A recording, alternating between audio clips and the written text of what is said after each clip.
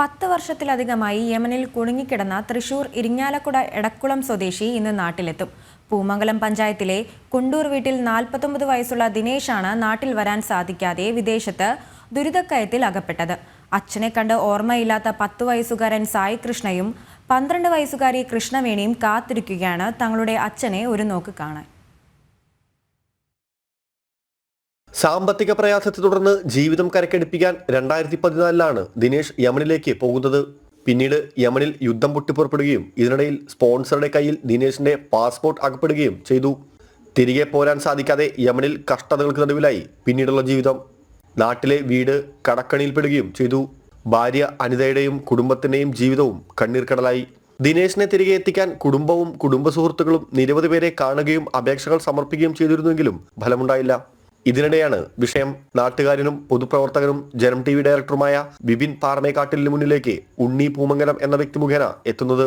ഇതോടെ ഇന്ത്യൻ എംബസിയുമായും പ്രധാനമന്ത്രിയുടെ ഓഫീസുമായും ബിബിൻ നടത്തിയ ഇടപെടലുകൾക്കൊപ്പം വലിയ തുക വിടുതൽ പ്രവർത്തനങ്ങൾക്കായി യമനിലേക്ക് അയച്ചു നൽകുകയും ചെയ്തു.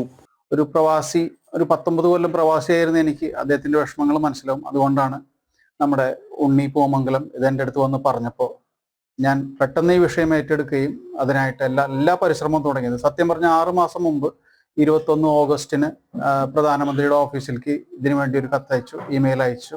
ആദ്യത്തെ 2 ആഴ്ച മറുപടി ഉണ്ടായില്ല. വീണ്ടും നമ്മൾ റിപ്പീറ്റഡ് ആയിട്ട് അവരുടെ അടുത്ത് ചോദിച്ചപ്പോൾ ഒടുക്കം അവിടുന്ന് മറുപടി കിട്ടി. വിദേശകാര്യ മന്ത്രാലയത്തിൽ നിന്ന് അവർ യമനിലെ ഇന്ത്യൻ എംബസിയിലെ ഒരു ഉദ്യോഗസ്ഥനെ ഗിരാജ് സിംഗിനെ ഏൽപ്പിച്ചിട്ടുണ്ട് ഈ വിഷയം എന്നുള്ളത്. പക്ഷെ അത് അദ്ദേഹത്തിനെ കൊടുത്ത നമ്പറിൽ കോൺടാക്ട് ചെയ്യാൻ നമുക്ക് സാധിച്ചില്ല. അങ്ങനെ വീണ്ടും യമനിലുള്ള മറ്റു മലയാളി സുഹൃത്തുക്കളായിട്ട് നമ്മൾ എംബസിയിൽ പോയി. അവിടെ എത്തിയപ്പോൾ അവർ പറഞ്ഞു ഇങ്ങനെ ഒരു സന്ദേശം വന്നിട്ടുണ്ടായിരുന്നു. പിന്നെ അതിന്റെ ഫോളോ അപ്പിനായിട്ട് ഒരുപാട് സഹായിച്ചത് ഷിജു ജോസഫ് എന്ന് പറഞ്ഞ ഒരു വ്യക്തിയാണ് കോട്ടയത്തുള്ളത്.